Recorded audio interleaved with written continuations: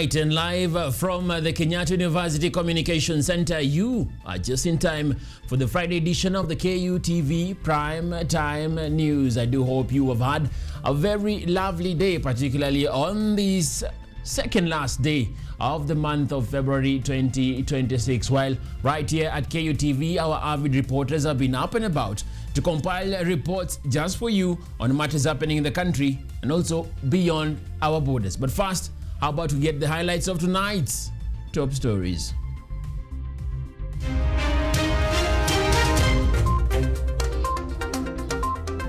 Leaders from Mount Kenya have applauded voters for choosing UDA candidates in the recently concluded by-elections. Their unassailable triumph is an indisputable show of confidence that the people of Kenya have in the stewardship of President William Ruto.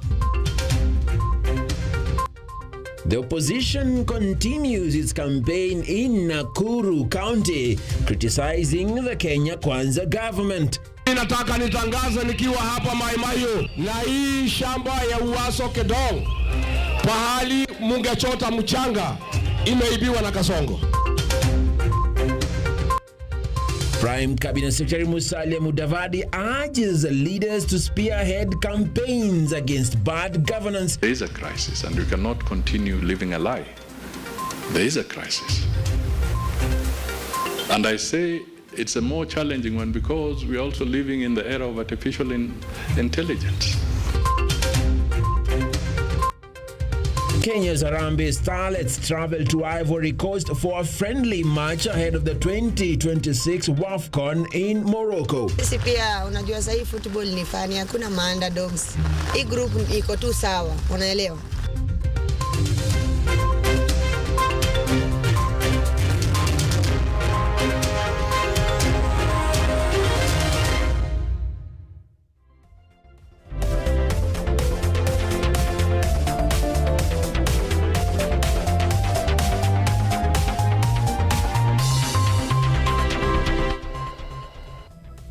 Welcome to the broadcast. My name is Emanuel Kutosi, and with me in the sign language interpretation is Mutava Mwongeli. Of course, feel free to join us on our social media handles at KUTV_Kenya on the X platform and KUTV Kenya across all other platforms. You can reach me at _Emanuel Kutosi. Now, Kenya Kwanza leaders have commended the just concluded by-elections, which saw their coalition achieve a clean sweep within Isiolo South, Muminji, Evurore, and West Kabras wards. Party officials are calling on UDA members to continue playing an active role at the grassroots level, strengthening the party from the ground up.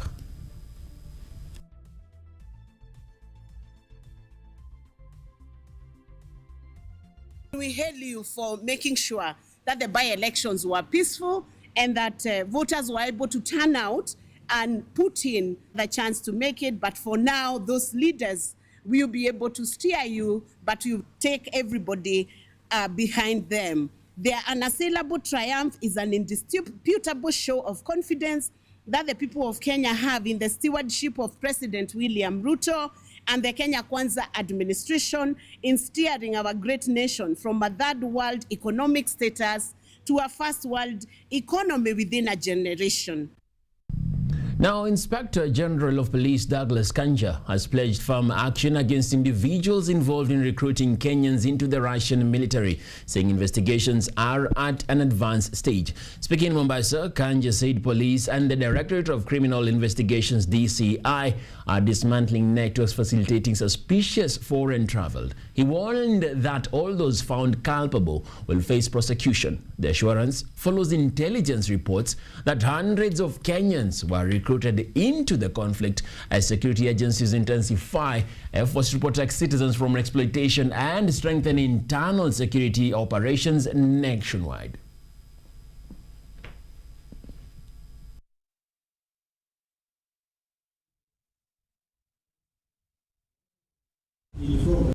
For those, for people who are there or stuck there, we are doing a lot actually to get to the bottom of this matter and a lot of inquiries are ongoing.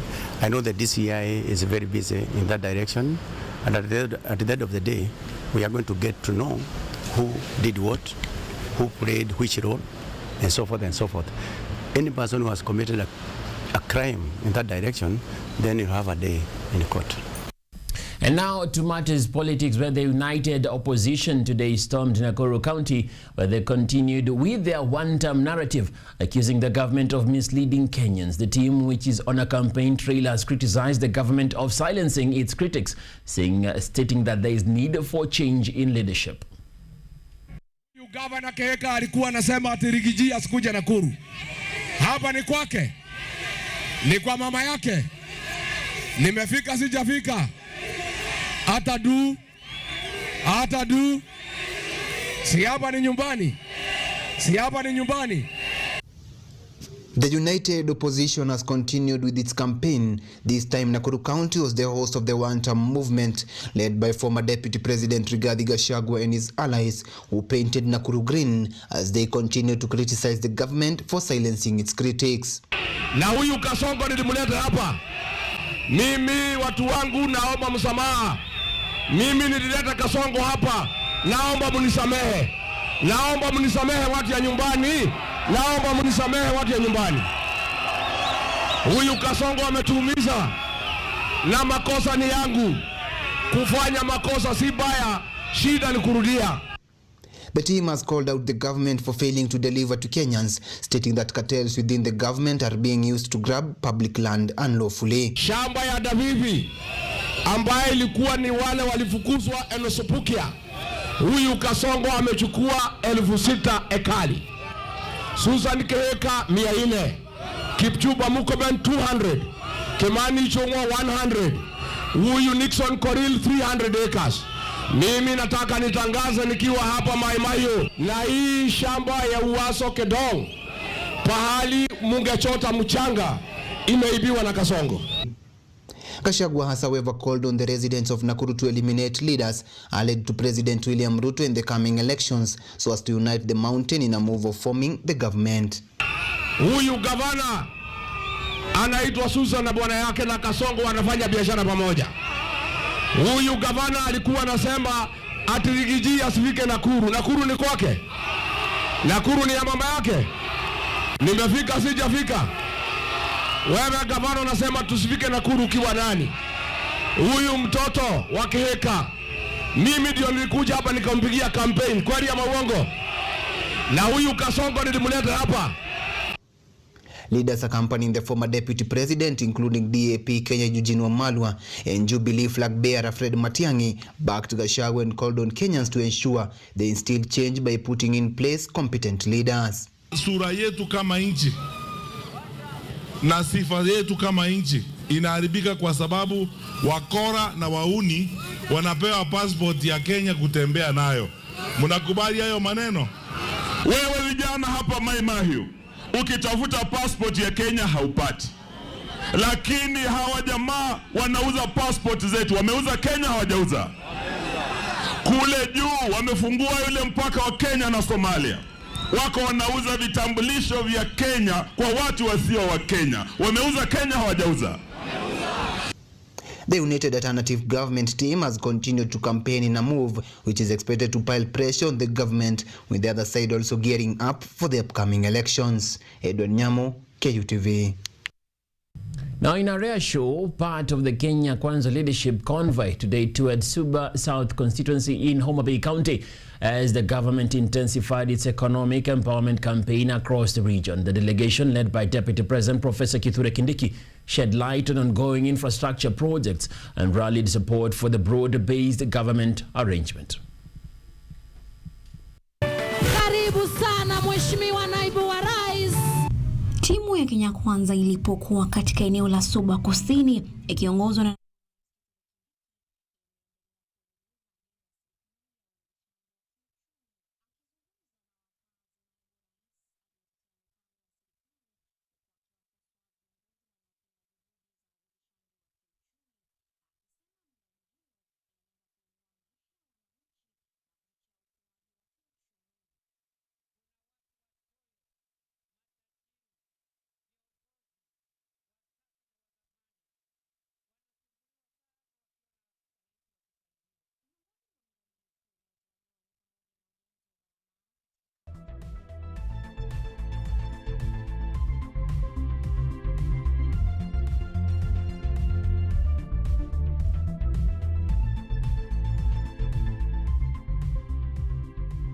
shilingi bilioni 3.3. Apologies on that language mix-up. You're going to follow up with that report later on in the bulletin. Now, Africa must work in closer partnership to safeguard peace, uphold the rule of law, and strengthen social cohesion amid growing global pressures.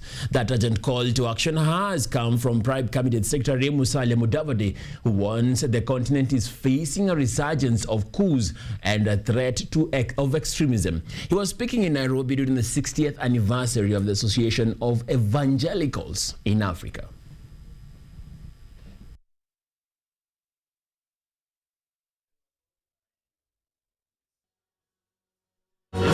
These conflicts are hurting us. Millions of children are out of school. It's expensive. We can't afford certain interventions. Yet we also must now become alive to the reality that there is donor fatigue. There's donor fatigue. So our interventions in some of our friendly countries where there's a crisis is now having to be borne by the Kenyan taxpayer more than ever before. Raising money within the international multilateral institutions is becoming difficult. All right, and with that report, we take our first break right here on the Friday edition of the KUTV Prime Time News. Don't go too far, because you have a lot more in store just for you.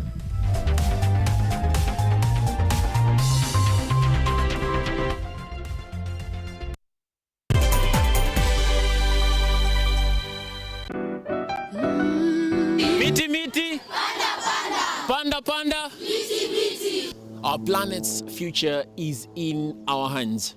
However, there is a threat to the brightness of this tomorrow. On EarthCheck, we share the challenges, the solutions, and the hope.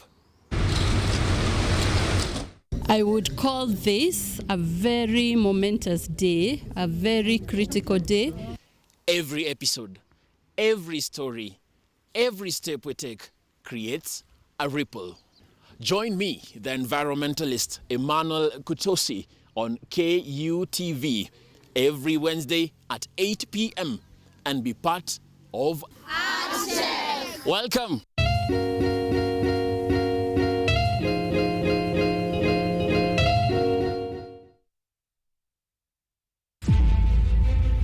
Ari na fahari ninayo kukujuza habari, sio mara moja wala mara mbili, bali siku zote. Daima dawamu runinga ya KU inazama na kuzuka, kuanzia mwambao hadi mashinani. Tunachimba mizizi ya habari kukuletea yanayojiri. Na katika ulingo wa kisiasa, William Samoei Ruto, tunachambua mbivu na mbichi, tukiweka yote paruanja yanayokuhusu wewe katika jamii. Mtazamaji, una kipaji cha kuvikwa taji? Bila shaka runinga ya KU tutakuvika taji, na wala sio kilemba cha ukoka, tukiangazia kipaji chako. Usikose kuungana nami na odha wako wa Kidakasim kila siku ya Jumatatu hadi Ijumaa, tukiweka yote paruanja. Daima ukiwa nami ni Nadra Chombo kuenda mrama.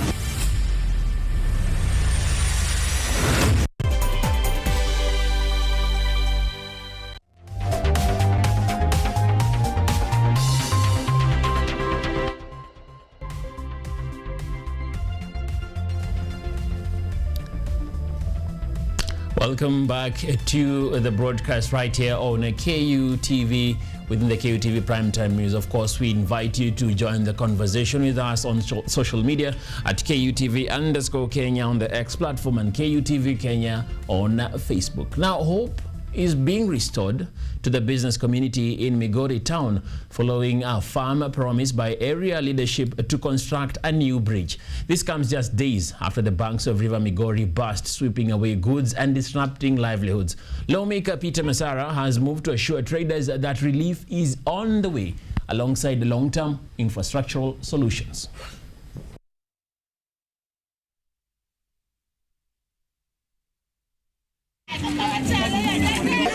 We have assessed what transpired, those who lost their properties, those who are moved out of their houses, and then we have agreed with the chief. We are having here ACC of this area and the two chiefs that we need to help them. We are not compensating, but we need relief for those who have been affected, and by Saturday I believe they'll receive whatever the government is going to send.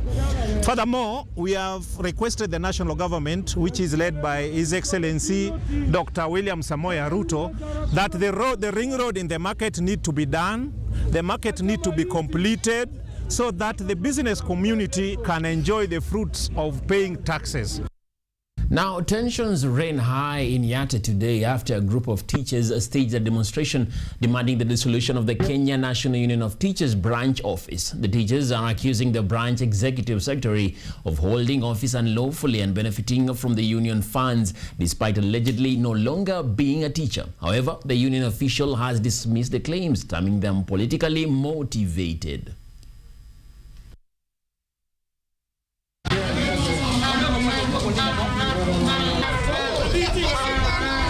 One of the candidates who was to be the executive secretary was denied to vie for the post. So what we have come here, we want to demand our office because it is our 2% which pays for that office. During the nominations, we were supposed to start election nominations by 10 a.m.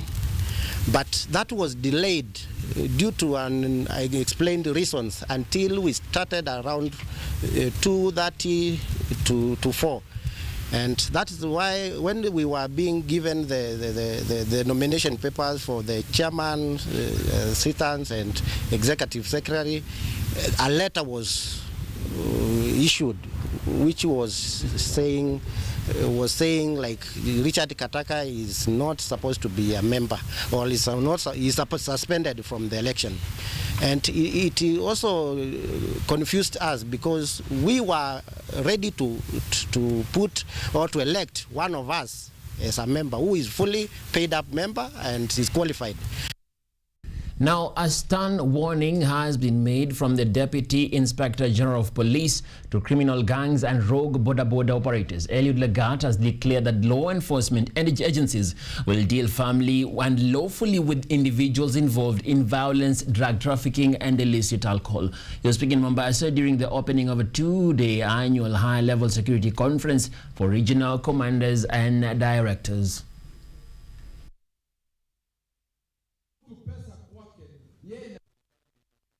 We are very clear that criminal activities, especially advanced by the goons, either in border, that criminal activities we are not going to tolerate. The laws are very clear. I have spoken against it. The CS Interior has done so. And we have a clear directive also from the Inspector General of National Police to deal with these criminal activities. Now, Kiharu Member of Parliament and former Budget Committee Chairperson Ndindi Nyoro has opposed government's proposal to establish a national infrastructure fund, questioning the accountability of over the nearly 4 trillion shillings borrowed since 2022. Nyoro argued that the government must first explain how the borrowed funds were utilized before introducing another mega financing vehicle. Speaking during a Women Empowerment Summit in Nairobi, he emphasized transparency and proper oversight, noting that Kenyans deserve clear accountability as discussions continue on strengthening women's economic participation and expanding investment opportunities. FAD has only one objective, only one. The rest ni ya kujaza bill ikuwe page kama 20 something. Only one sentence. Only one sentence is there for the reason the government knows. That reason is called borrowing and leveraging. That after now we sell KPC, Kenya Pipeline, and of course Safaricom, we put that money into the infrastructure fund. Safaricom was sold before in 2007. So it's not a new thing to do privatization. But the essence of now what the government wants to achieve is that after you borrow 500 billion shillings, you now take a loan of times 10 of that. So you use that as collateral. Not as collateral, as seed money to buy times 10 of that. So when you hear those words coming from government like leveraging, leveraging is a crude word meaning borrowing. They want to borrow 5 trillion Kenya shillings on top of what? Kenya is currently borrowing. Yesterday we had a very good debate in Parliament about debt. Fortunately, even when you talk big English out here, figures, they never talk English.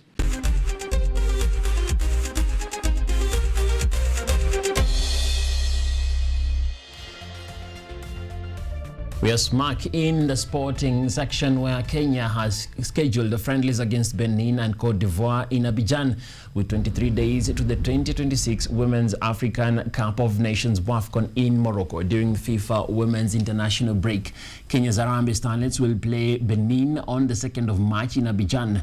2 days later, on the 4th of March, they will play the Ivorians at the same location. Cote d'Ivoire will host both games during the 10-day FIFA Women International break, which runs from the 27th of February to the 7th of March. The team will depart Abidjan following the friendly games to train in Miramas, southern France until the 15th of March, at which point they will head to Morocco for the tournament, which takes place from the 17th to the 3rd of April. The Harambee Starlets host Morocco, Senegal and Algeria and are in Group A of the 2026 WAFCON.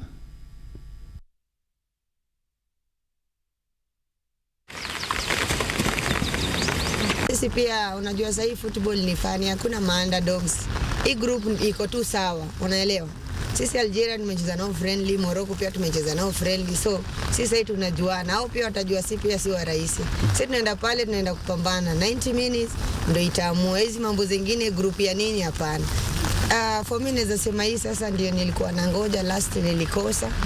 Nitapia na kitu yote nenye niko nao kwa ground ndio baadaye ni regret. So hii sasa ndio tani yangu. Yeah, tuko na targets as for us atuendi kuparticipate AFCON, sisi tunaenda kama World Cup qualification, understand. So sisi tuko ready. Na sisi by the way tutaonyesha maajabu. Yeah, tunataka commit president before to leave. I think itakuwa motivation poa, na unajua pia kuna tukienda vile nimeona ni kama tunaenda tukiendaga. So itakuwa poa tumeenda bila mzee kutupia maji ya baraka. Naweza shukuru Mungu kampu iko poa. Maandalizi at least maandalizi ilikuwa mapema. Inaonyesha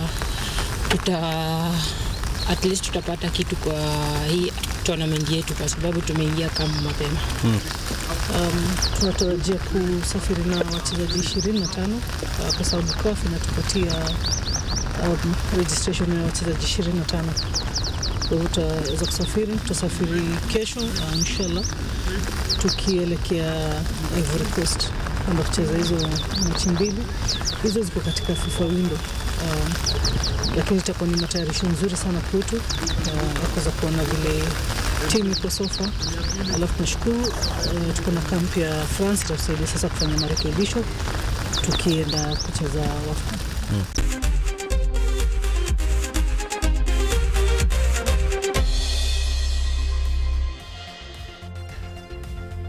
31 minutes past the top of the hour, and we're here just wishing the Starlets all the best as they move on their campaign. And of course, whether they will get the blessings of the drips of water from the head of state, well, it's something to watch out for. And we hope that he has had the message and that he will do something about that, because you understand what is happening right there. But anyway, from us right here at KUTV, it's a gratitude to the whole team involved in the production of tonight's production, and also a big thank you to you for keeping it KUTV and choosing us to be your informer tonight. From me, Emanuel Kutosi, and in the sign language interpretation, Mutava Mongeli.